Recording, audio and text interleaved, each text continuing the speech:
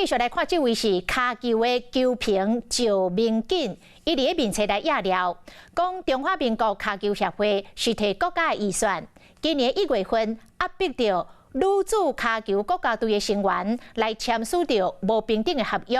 包括着袂当伫个骹球协会以外单位来从事相关的活动，肖像权嘛爱免费互协会来使用等等。3暝骹球协会紧急来发表声明，除了向球员来道歉，讲嘛会甲合约来作废，后续会成立专案小组，重新搁来提出着团体协议。木兰精神，我们要挑战亚洲，前进到世界。中华女子骹球队的选手穿国家队的战袍出征为国争光，也无即马讲因被迫签不平等的合约。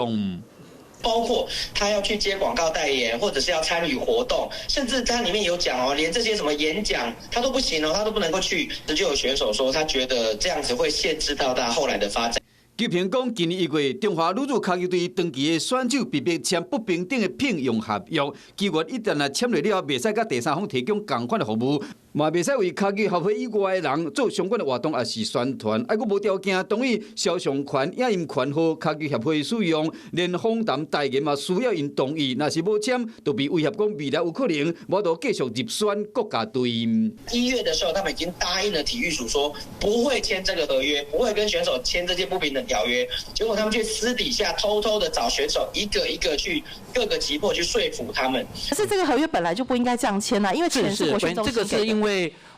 不是很合理，而且主要我想协会跟运动员这个之间的沟通真的很不足啦。已经2个月啊，游员无改变，跳数，互人批评讲完全无作为。其实中华骹球协会赶紧发出声明回失礼。强调讲3月25国家集训日会将这份合约献予球员，并且作废，嘛成立专案小组，甲球员、球团的代表、总教练等人讨论，重新提出适合的团体协议，希望讲会当达成共识，化解争议。